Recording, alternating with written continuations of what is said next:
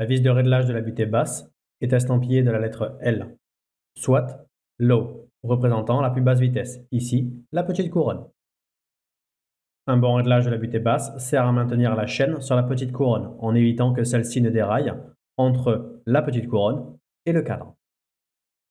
Il est généralement reconnu qu'un réglage optimal de la butée basse du dérailleur avant revient à ce que la distance entre la fourchette interne du dérailleur et la chaîne soit d'environ 1 à 2 mm.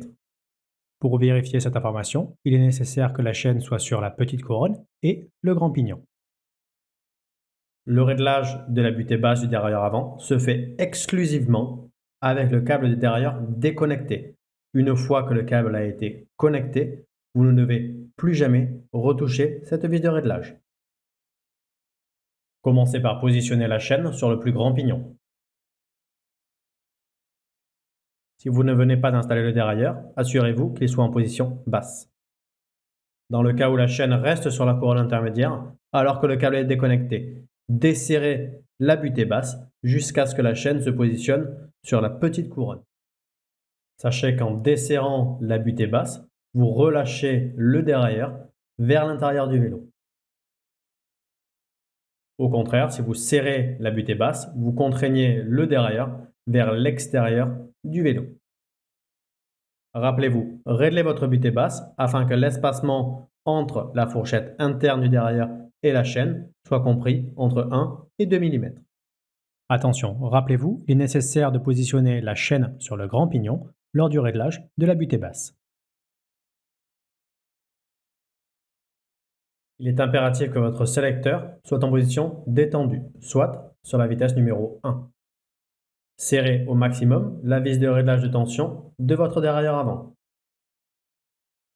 Desserrez alors la vis de tension de 2 à 3 tours afin d'avoir une marge de manœuvre lors du réglage de la tension. Installez alors le câble de dérailleur comme prévu par le constructeur. Attention de bien suivre ces instructions car sinon votre dérailleur ne fonctionnera pas comme prévu. Mettez votre câble légèrement sous tension et serrez partiellement la vis de blocage du câble. Dans le cas où vous profitez de cette opération afin de changer le câble et la gaine de dérailleur, pensez à le précontraindre, sinon votre réglage ne restera pas optimal dans le temps. Vous pouvez alors desserrer la vis de blocage, remettre le câble légèrement sous tension et la resserrer partiellement. Vous pouvez finalement serrer la vis de blocage du câble ou couple constructeur. Coupez le câble de dérailleur en faisant en sorte d'avoir au maximum 1 à 2 cm de longueur. Installez un embout de câble afin d'éviter qu'il ne s'effiloche. À l'aide du sélecteur, tentez de faire passer la chaîne sur la couronne supérieure. Si vous observez que le dérailleur ne pousse pas assez loin pour qu'elle puisse monter, vous devez augmenter la tension du câble en dévissant progressivement la vis de tension. Continuez cette opération jusqu'à ce que vous réussissiez à faire monter la chaîne sur la couronne intermédiaire. Positionnez la chaîne sur le petit pignon. À l'aide du sélecteur de vitesse, tentez de faire monter la chaîne sur la plus grande couronne. Si vous observez que le dérailleur ne pousse pas assez loin pour qu'elle puisse monter, vous devez augmenter la tension du câble en dévissant progressivement la vis de tension. Continuez cette opération jusqu'à ce que vous réussissiez à faire monter la chaîne sur la couronne supérieure.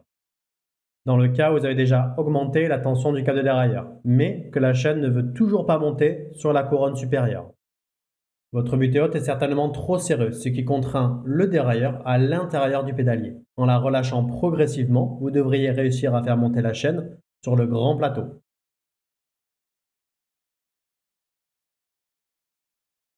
Il est généralement reconnu qu'un réglage optimal de la butée haute revient à ce que la distance entre la fourchette externe du dérailleur avant et la chaîne est d'environ 1 à 2 mm.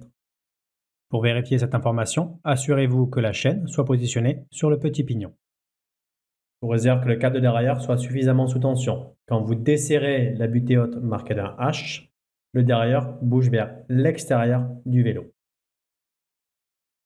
Quand la vis de réglage de la butée haute est serrée, le dérailleur bouge vers l'intérieur du vélo et la distance entre la fourchette externe et la chaîne est donc diminuée. Souvenez-vous, une butée haute peut être considérée correctement réglée quand la distance entre la fourchette externe et la chaîne est comprise entre 1 et 2 mm.